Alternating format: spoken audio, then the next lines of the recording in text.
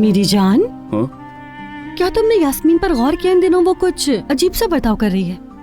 सही कह रही हो, मुझे भी ऐसा ही लग रहा है। अचानक उसका मिजाज पता नहीं कब बदल जाता है। शायद रोजे की वजह से हो रहा हो। नहीं, रोजे से इसका कोई ताल्लुक नहीं जफ्तत।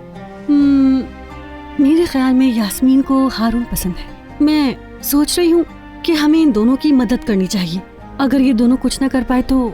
नहीं जवेरिया, बिल्कुल भी नहीं। हम दरमियान में नहीं आ सकते। पिछली बार उसने खुलकर कहा था ना, क्या हुआ? कुछ भी नहीं। अब हम इस मामले में बिल्कुल भी नहीं पड़ेंगे। अरे जफ्तत, यास्मीन उस वक्त कुछ और थी और अब कुछ और है। इस बात का तुम्हें कैसे यकीन हो सकता है? क्या उसने खुद से कुछ कहा तुमसे? उसने सीधा नहीं कहा, मगर हाँ, तो इसका मतलब बात साफ है। हम इस खेल में हरगिज नहीं पड़ेंगे। मैंने कह दिया, बात खत्म। तुम कहना क्या चाहते हो? मैं कुछ समझ नहीं पा रही हूँ। मेरी जान, मैं ये कह रहा हूँ कि कुछ दिनों पहले यास्मीन अपनी माँ से बात कर रही थी। लड़की जर्मनी वापस जाना चाहती है। वहाँ की याद आ रही है उसे। कह तो सही रहे हो। तो फिर वाकई इस खेल में हमें नहीं पड़ना चाहिए। ये मुनासिब नहीं होगा। बिल्कुल जवेरिया, ऐसा ही है। छोड़ो ये सारी बातें। तुम बताओ, खाना पीना सही से कर रही हो ना? हाँ, कुछ न कुछ खाती रहती हूँ मैं। बस इस बात का ख्याल रखना कि इफ्तार के चक्कर में खुद को भूखा मत रखना। नहीं, फिक्र न करो जफ्तत। मैं और हमारा बच्चा खूब पेट भर के खाना खाते हैं। शुक्र है अल्लाह का। मेरी जान, देखो ये इतना काफी है ना? दिखाओ मुझे। हाँ ठीक है, काफी है।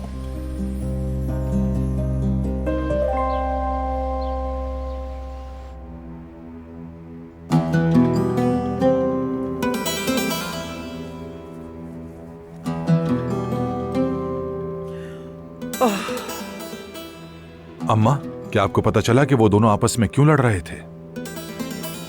ये सवाल तो मैं तुमसे पूछती हूँ हसन। तुम्हें तजस्सुस नहीं होता कि आखिरकार आप खानदान के इन दो भाइयों में फूट क्यों पड़ी? तजस्सुस तो होता है अम्मी जान, मगर इस घर में मुझे कोई बताता भी है क्या?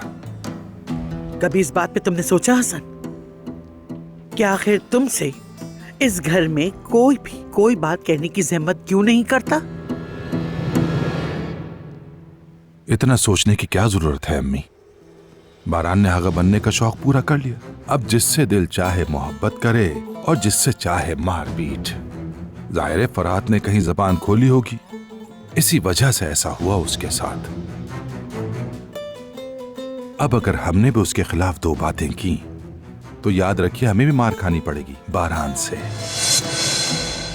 घर में आग लगी हुई है और तुम बेकार बातों में लगे हो हसन।